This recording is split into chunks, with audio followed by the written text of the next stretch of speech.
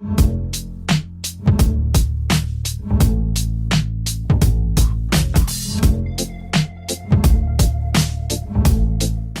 is dedicated to Tahir Rifos. I am not ugly. I am not weak. I am not voiceless. I can speak. I will use my voice, the one you tried to kill, until the day I die. You may try waterboarding me until that day comes, but know this. You will fear my name like I used to fear yours. You will hesitate and struggle to say the name Michael Soloway, just as I struggled to say your filthy name, Depression. You will regret trying to make my heart an anchor, a canker sore on a frigid body, yet another that you almost claimed. Almost. I say no. I am not an anchor. I refuse to sink. The link between me, this vessel just starting its voyage, and you, the real anchor, the one who tried to keep me in place, who tried to bring me down with you, is severed.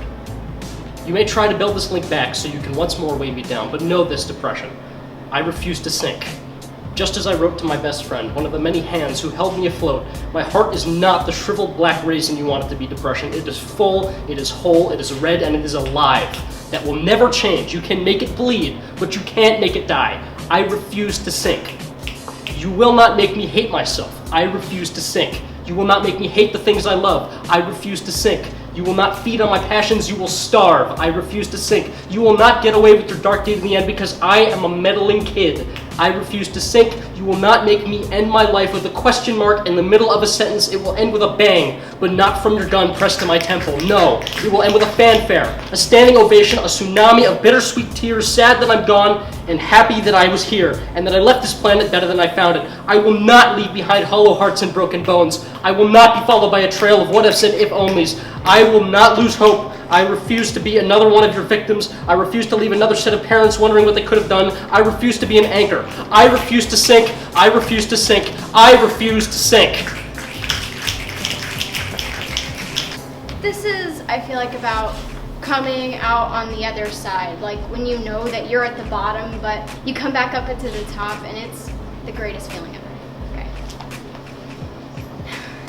Disaster is bound to strike. However high or low you may hide, in Mother Earth you can still confide. Tectonic plates grind and collide. I never wanted to say goodbye. As rigorously as the plates progressed upward, something great is still in store. A mountain appears, something more. The weakest fell between the cracks of the freshly broken earth. For the strongest comes rebirth. A chance to dance through valleys, to go skipping through the stars. An impossible feat, you must think. Dare not to blink.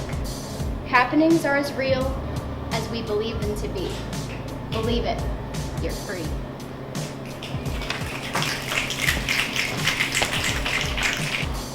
So as I look at a picture of myself, I was about 3 years old. I saw a bright, beautiful smile of a little blonde, yes, I was blonde, thinking the world was such a beautiful place. But here's what she didn't know. She didn't know that one day she would go to school in the first grade. The whole world would change in one morning. She didn't know that while she was taking a math test when she was 9, in the 3rd grade, she would have her first panic attack that would literally make her run out of the classroom because she couldn't breathe. She didn't know that when she was 10, her parents would take her to a doctor and they would start handing her medication that she would have to take daily. They told her that she was anxious and that she was depressed and that it's okay because 10-year-olds get depressed too. She didn't know that in the 5th grade, she would think about suicide. At the age of 11, she thought that was the only option. 11 years on this earth and she thought that it was over.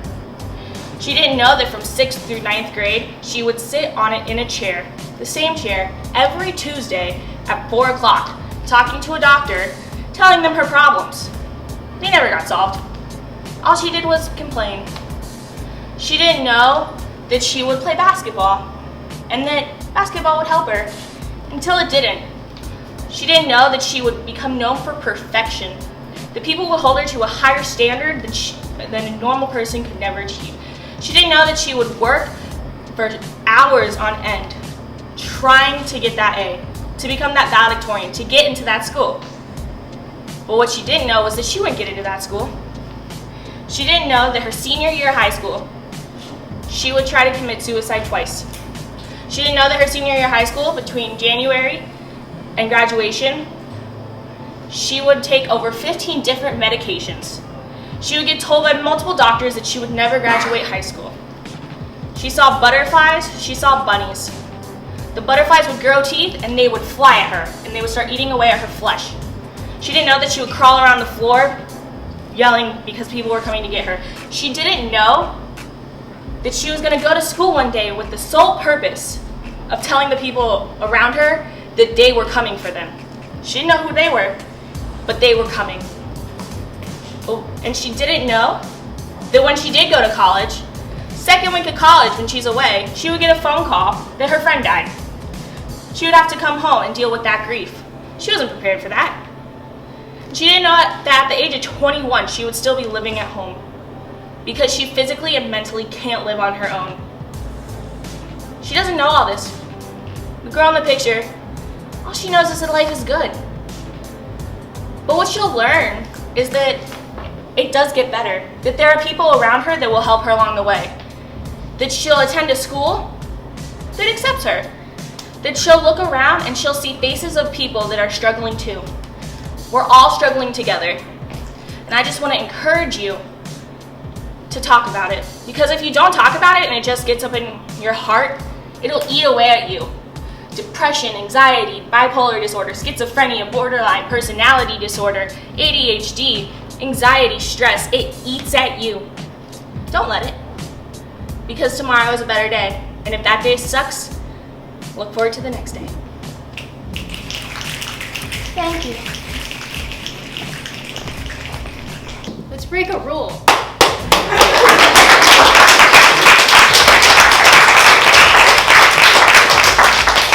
I really appreciate everyone coming out, and this is an awesome thing. I'm really happy it turned out so well. Thank you guys.